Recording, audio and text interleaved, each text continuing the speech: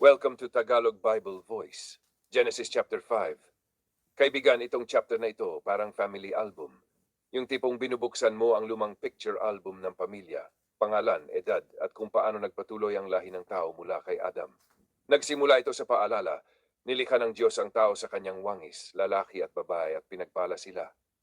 Ibig sabihin, kahit may kasalanan na nung nakaraan, dala pa rin ng tao ang dignity na galing sa Diyos. Ngayon si Adam, nagkaanak siya na in his likeness. Parang kopya, no? Tulad ng anak na kamukha ng magulang, hindi lang sa mukha, kundi pati sa pagkatao. Ang pangalan ng anak niya ay Seth. Si Adam ay nabuhay ng 130 years bago ipinanganak si Seth. At pagkatapos noon, nagkaroon pa siya ng ibang anak. Sa kabuuan, umabot siya ng 930 years bago siya namatay. Medyo nakakagulat yung edad, no? Sobrang haba kumpara sa buhay natin ngayon. Parang ipinapakita na noon, iba ang kondisyon ng buhay, mas mahaba ang lifespan. Sunod-sunod na binanggit ang mga descendants. Si Seth, nagkaanak ng 105 years old, si Enosh. Si Enosh, nagkaanak ng 90 years, si Kenan. Si Kenan, nagkaanak ng 70 years, si Mahalalel. Si Mahalalel, nagkaanak ng 60 years, si Jared. Si Jared, nagkaanak ng 162 years, si Enoch. Paulit-ulit mong maririnig ang pattern. Nagkaanak sila, nabuhay ng matagal, nagkaroon pa ng ibang anak, at pagkatapos namatay. Parang cycle ng buhay, ipinapakita na kahit gaano kahaba ang buhay, may katapusan pa rin. Pero pagdating kay Enoch, may kakaiba. Sinasabi na Enoch walked with God.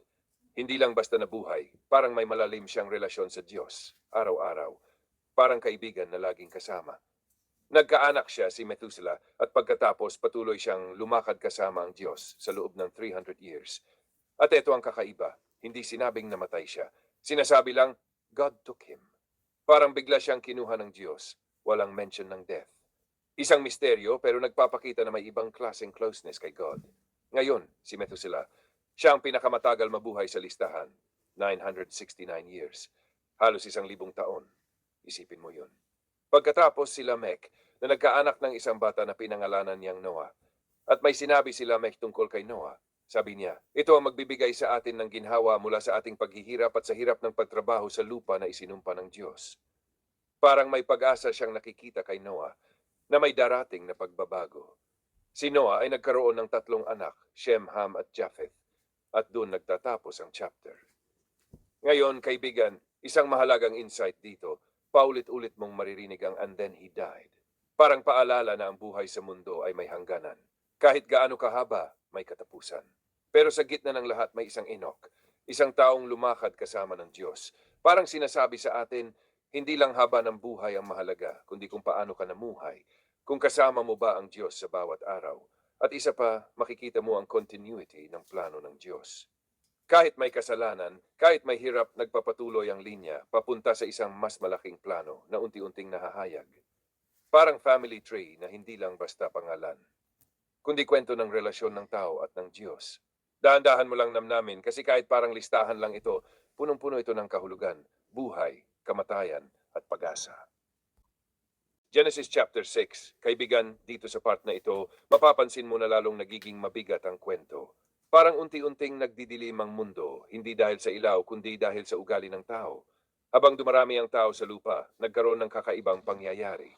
Yung tinatawag na sons of God ay nakakita ng mga daughters of men at nag-asawa sila kung sino ang nagustuhan nila. Medyo misteryoso ito, no? Iba-iba ang paliwanag ng mga tao dito. May nagsasabing ito ay mga makapangyarihang tao, may nagsasabing spiritual beings. Pero ang malinaw, nagkaroon ng halo ng kapangyarihan at kagustuhan ng tao. Dahil dito, sinabi ng Diyos na ang buhay ng tao ay hindi na magiging sobrang haba tulad dati. Nilimitahan niya ito sa 120 years. Parang sinasabi may hangganan na. Sa panahong iyon, may mga Nephilim sa lupa, mga taong kilala bilang malalakas at sikat noong unang panahon. Parang mga alamat, mga bayani na kinukwento ng mga tao.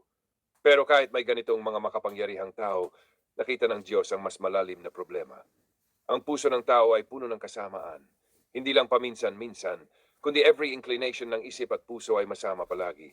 Parang kung isipin mo, wala nang pahinga ang kasamaan araw-araw, tuloy-tuloy. At dito, may isang napakalungkot na linya, nasaktan ang puso ng Diyos.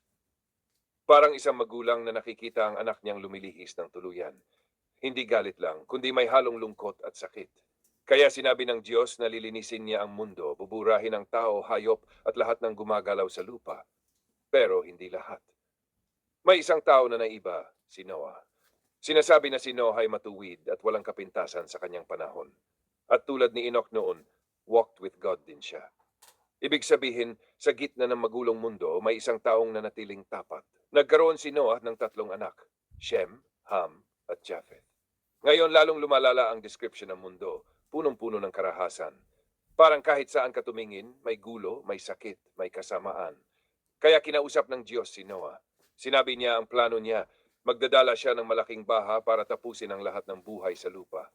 Pero si Noah, bibigyan ng paraan para maligtas. Inutusan siya ng Diyos na gumawa ng isang arka, isang napakalaking bangka.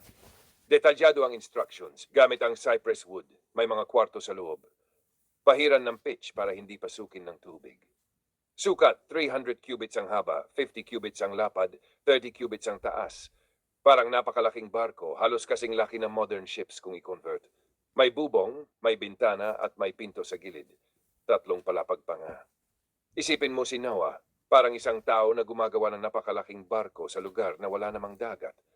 Siguro maraming nagtaka, baka pinagtawanan pa siya, pero sumunod siya. Sinabi ng Diyos na papasok si Noah sa arka kasama ang kanyang pamilya at magdadala siya ng mga hayop, tig-iisang pares ng bawat uri, lalaki at babae para manatiling buhay ang mga species. At kailangan din niyang mag-imbak ng pagkain para sa kanila at sa mga hayop. Ang huling linya, simple pero napakalalim. Ginawa ni Noah ang lahat ng iniutos ng Diyos. Walang reklamo, walang delay. Sumunod siya.